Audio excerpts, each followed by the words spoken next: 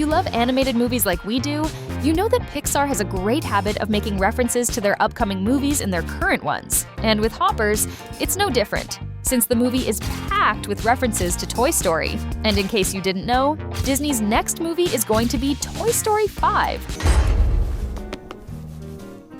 For example, if we look at the phone case belonging to Mabel, the movie's protagonist, we'll see a really cool sticker. If you zoom in, you'll realize it's one of the 3 toy aliens that are part of Buzz and Woody's gang, remembering that the little green guys showed up in the very first movie, and they were also the ones responsible for saving the toys left behind to die by Lotso.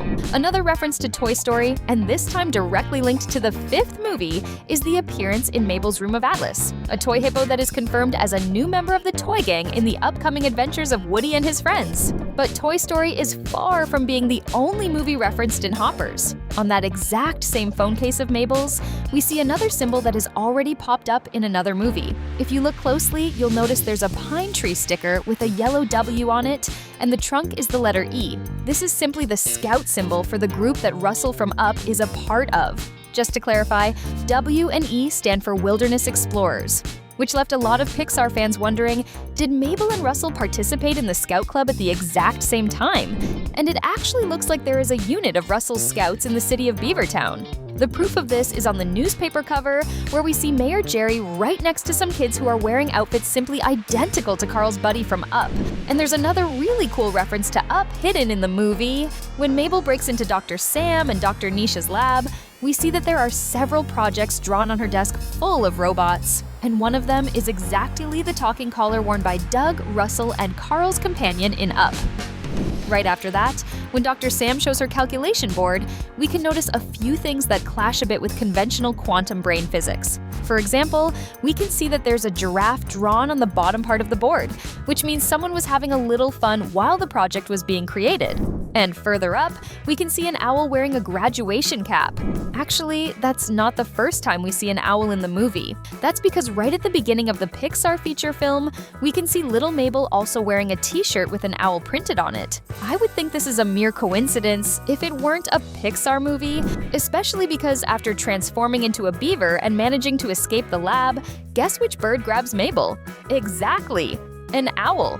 Truly, someone on the Hoppers production team really likes owls. Or Pixar wants to show us that we'll have a movie about this species of bird in the near future. There are some Easter eggs that are practically fixtures in any of Pixar's movies. One of them, without a doubt, is the Pizza Planet delivery truck that has appeared in simply all, I repeat, all, of the company's movies. And it shows up right at the very beginning of the movie. In the scene that takes place in the past, we see Mabel trying to, in a way, kidnap all of her school's mascots. And when she bumps into a group of teachers during her escape, look who is right there in the little corner of the school mural. That's right, the Pizza Planet truck. Alright, it was a miniature, but it's still it.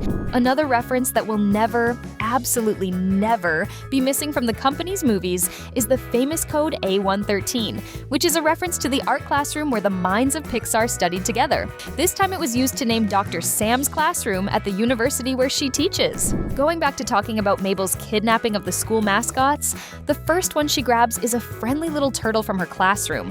If we look closely at the scene, we'll notice that his name is Crush. So, you probably won't remember, but this is a reference to the sea turtle that helped Nemo's dad, whose name is Crush, and who appeared in Finding Nemo from 2003, over 20 years ago. Now, if you made it this far, surely something in this video kept you hooked until now, so we certainly deserve your subscription. But Pixar doesn't just live on Easter eggs alone, but also on super cool details hidden in their movies. For example, after arriving home frustrated for not getting a single signature for the petition to stop the ring road, we see Mabel watching a video from Mayor Jerry about the construction. And tell me, did you notice the name of the platform she's using to watch the video? Yeah, it's called Tubi. Of course, this is a reference to our dear and beloved YouTube. Actually, she uses the platform a few times, and it becomes even clearer that it really is called Tubi. Who would have thought? Even Disney is afraid of getting hit with a copyright lawsuit. Still in the same scene, another detail that caught our attention was the logic of the movie's animators, who did very well in naming the profile that posted the 10-hour video of relaxing running water sounds as Hydrogen 79. In this scene, something pretty interesting grabs your attention. Mabel's cell phone is connected to a Wi-Fi network right in the middle of the dam. I think it must be the internet network placed there for the construction workers to use during their work hours, the ones working on the project Mabel is trying to stop. That's a little ironic, don't you think?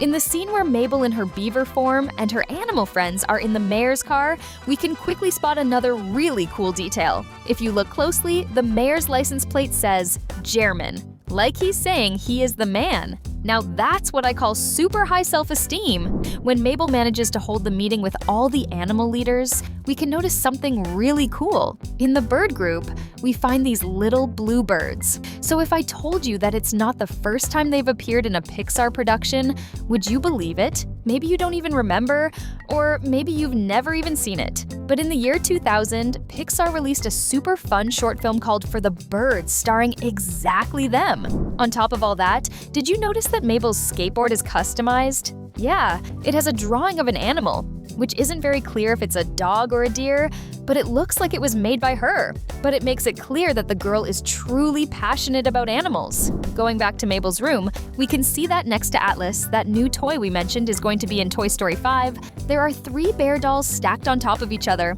a grizzly, a panda, and a polar bear. So if you used to watch Cartoon Network shows, you'll know very well who these 3 characters are. They are the 3 brother protagonists of the cartoon We Bare Bears. The reason for this reference is because the show's creator, Daniel Chong, is the director of Hoppers. Another interesting detail in that same scene is on Mabel's bulletin board. If you look closely, you'll realize there's even a Bigfoot sign lost right in the middle of it. Getting back to references from other historical Pixar movies, on Dr. Sam's board we might have discovered that if it weren't for her, the movie WALL-E wouldn't exist. That's because, apparently, she was the creator of the model prototype of the small waste allocation load lifter, Earth Class, better known as our little robot WALL-E. On the bottom part of the project board, there are sketches of a concept that is intriguing to say the least. A device created to convert the sound of screams into electricity. If you didn't catch the reference right away, we'll help you remember. That is exactly the core technology of the Monsters Inc. universe.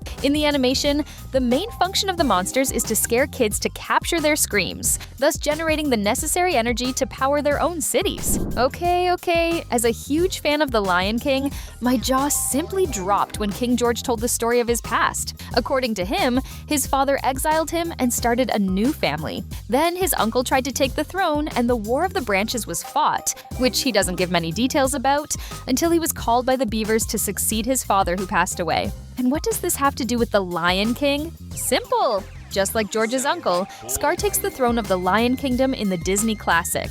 And just like Simba, George comes back to take his rightful place. Seriously, this nod to the Lion King fans was really cool, but it made me think, did Mufasa have a son before Simba?